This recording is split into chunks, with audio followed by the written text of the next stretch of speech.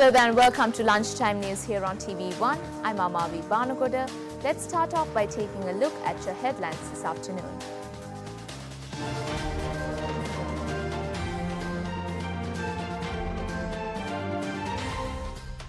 Meeting between President and the opposition leader. Forming new UNP alliance postponed till September. Southwest part of the country to experience heavy showers from tomorrow. Heightened security and anxiety in Kashmir amid fears of unrest.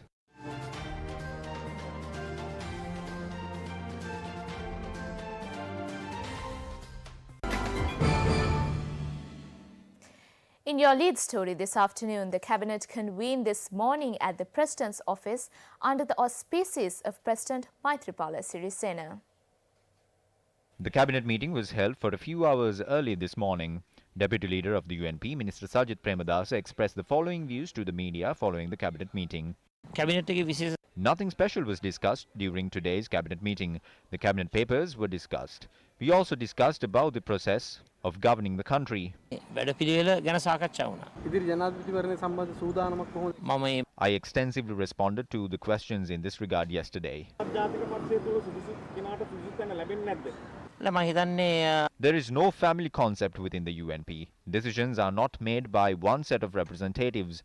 The party will peacefully make the correct decisions.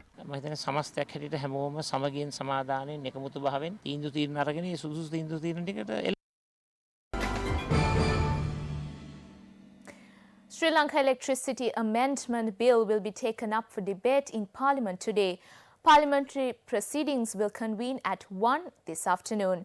Stay tuned to Primetime News on TV1 for a comprehensive report on the parliamentary sessions. Meanwhile, the Sri Lanka Freedom Party convened a media briefing today.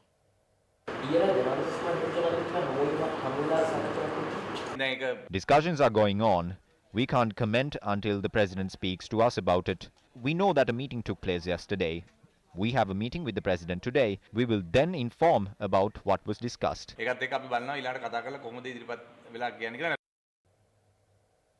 A tree planting campaign was launched along the Marine Drive in Colombo by the Sri Lanka Tourism Development Authority this morning. The event marked the launching of the National Sustainable Tourism Certification Scheme together with the Global Sustainable Development Council. We've been growing the industry by leaps and bounds, but it is very, very important that we develop the industry in a sustainable manner.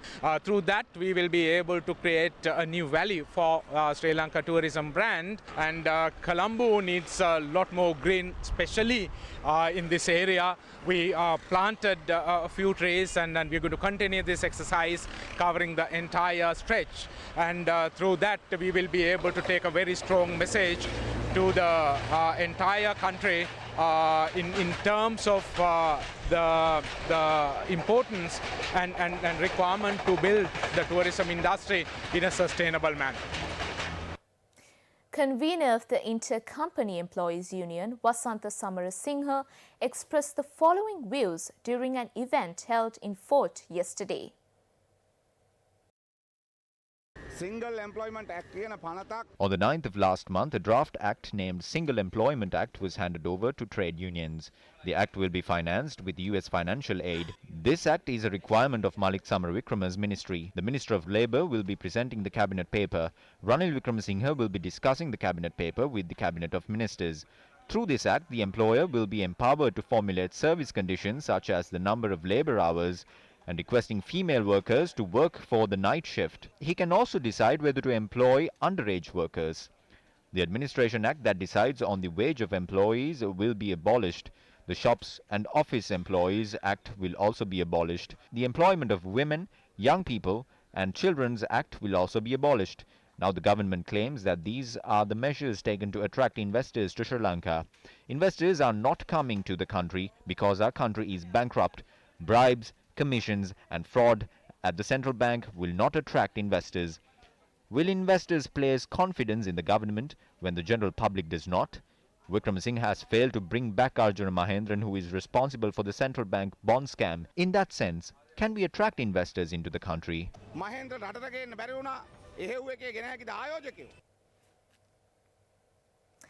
Meanwhile, State Minister of Industry and Commerce Buddhika Pathirana participated in an observational tour in Fort yesterday.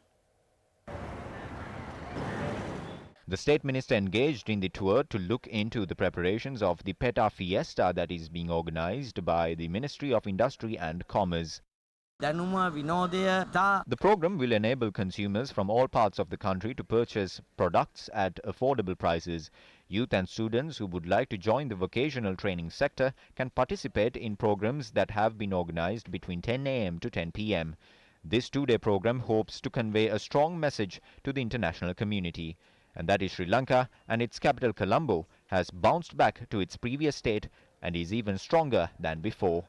We have invited representatives from foreign embassies and officers of the High Commissioners to participate in this program as well. A program to obtain signatures to appoint Minister Sajith Premadasa as the next presidential candidate was held in Ragama yesterday. This program, which aims to obtain the signatures of 2 million supporters, was organized by the Gajasavi Socialist Front. Meanwhile, a media briefing was convened by a group of intellectuals in Colombo yesterday to express their views as to why Minister Sajith Premadasa should be put forward as the candidate for the upcoming presidential elections. Sajith Premadasa. Why do we invest this much in Minister Sajith Premadasa? Because Mahinda Rajapaksa, who is considered as a giant in politics, lost 3 seats out of 4 seats in Hambantota district in 2 general elections. Because all the people from Hambantota, which is regarded as the empire of the Rajapaksas, and Tissa Maharama, which is the domain of the JVP, accepted Sajith Premadasa.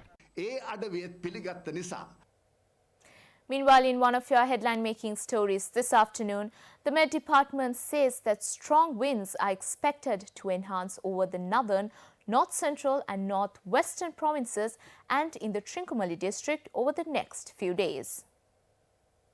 According to the Met Department, showery conditions in the southwestern parts of the island are expected to enhance during the next few days. Showers are expected in the western, southern, Sabaragamuwa, central and northwestern provinces and in the Mannar, Jaffna and Anuradhapura districts. Fairly heavy falls of 55 millimeters are likely at some places in the western, central, northwestern and Sabaragamuwa provinces and in the Galle and Mathura districts.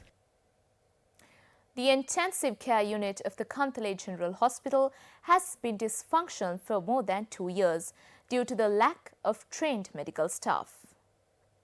Our correspondent said that the hospital's intensive care unit has been dysfunctional for the past 2 years, resulting in patients being transferred to hospitals based in Trincomalee, Polonnaruwa or Kurunegala.